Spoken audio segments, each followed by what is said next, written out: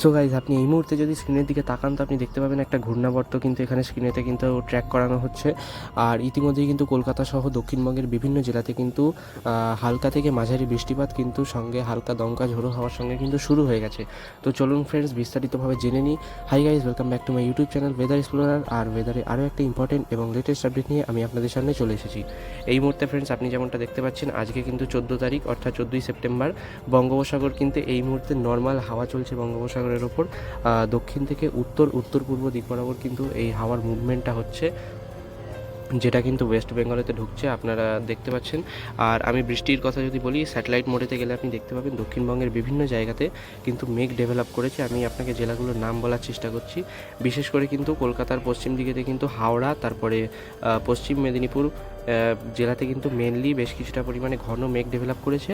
আর পূর্ব মেদিনীপুর, দক্ষিণ চব্বিশ পরগনা এবং বাংলাদেশের কিন্তু আমরা যেমনটা দেখতে পাচ্ছি খুলনা, বরিশাল, সাতক্ষীরা বিভাগের দিকে কিন্তু যশোর, তারপরে হচ্ছে ফরিদপুর, এইসব দিকেতে কিন্তু ভারী একটা মেঘ ডেভেলপ করেছে। ফলে কিন্তু হালকা থেকে মাঝারি বৃষ্টিপাত সঙ্গে কোথাও কোথাও কিন্তু বিক্ষিপ্তভাবে ভারী বৃষ্টিপাতও কিন্তু এই মুহূর্তে হচ্ছে।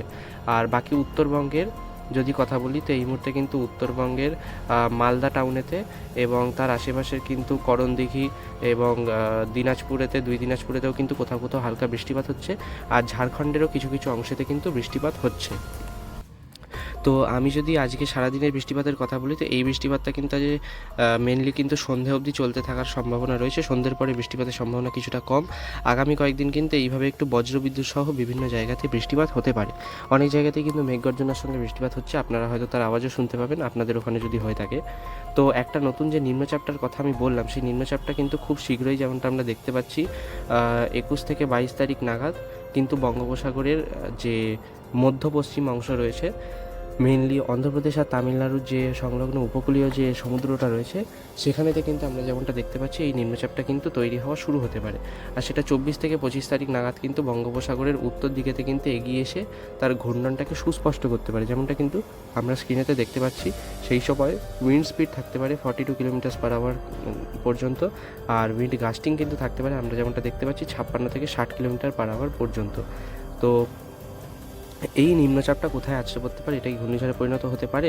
তো এই যে নিম্নচাপটা, আসন্ন নিম্নচাপটা, এটা কিন্তু একটা নর্মাল বর্ষাকালীন নিম্নচাপ। এটা ওড়িশা, ওয়েস্ট বেঙ্গলের সংলগ্ন উপকূলে আছড়ে পড়তে পারে। ফলে কিন্তু পুজোর সময় কিন্তু পশ্চিমবঙ্গের বিভিন্ন জায়গাতে কিন্তু ভারী বৃষ্টি হতে পারে। দুর্গাপুজোর কয়েকটা দিনেতে এই সম্ভাবনা কিন্তু আমরা দেখতে পাচ্ছি। মেনলি কিন্তু রবিবার 28 তারিখ পর্যন্ত কিন্তু এই সম্ভাবনা আমরা দেখতে পাচ্ছি। তারপর থেকে কিন্তু বৃষ্টিপাতটা বিক্ষিপ্তভাবে চলতে পারে, তবে ভারী বৃষ্টিপাতের সম্ভাবনা কিছুটা কম থাকবে। তার আগে অবধি কিন্তু নিম্নচাপটা আছড়ে পড়ার আগে অবধি কিন্তু বজ্রবিদ্যুৎ সহ বিভিন্ন জায়গাতে কিন্তু বিক্ষিপ্তভাবে ভারী বৃষ্টি হতে পারে।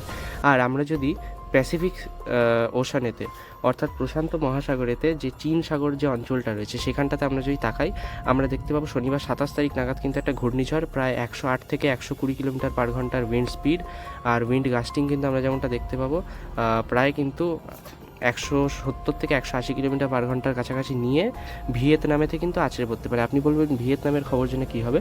তো বহুবার কিন্তু এর আগেও হয়েছে ভিয়েতনামেতে ঘূর্ণিঝড় আছড়ে পড়ে, সেটা কিন্তু ভিয়েতনাম হয়ে, থাইল্যান্ড হয়ে, মায়ানমার হয়ে বঙ্গোপসাগরে প্রবেশ করে বঙ্গোপসাগরে কিন্তু ঘূর্ণিঝড়ে পরিণত হয়ে গিয়েছিল। তো এই ঘূর্ণিঝড়টাও কিন্তু একইভাবে বঙ্গোপসাগর পর্যন্ত এগিয়ে আসতে পারে। আমার কাছে এখনও রবিবার 28 তারিখ অবধি খবর আছে বলে আমি তারপরের কথাটা আপনাকে বলতে পারছি না, কিন্তু সেই সময় কিন্তু আপনি যেমনটা দেখতে পাচ্ছেন রবিবার 28 তারিখে আছড়ে পড়ার পরবর্তীতে এই ঘূর্ণিঝড়টা কিন্তু ক্রমশ বঙ্গোপসাগরের দিকে একটা হালকা নিম্নচাপ এরিয়া হিসেবে কিন্তু এগিয়ে আসতে পারে। আর বঙ্গোপসাগরে প্রবেশের পর সেটা কিন্তু একটা ঘূর্ণিঝড়ের রূপ নিতে পারে।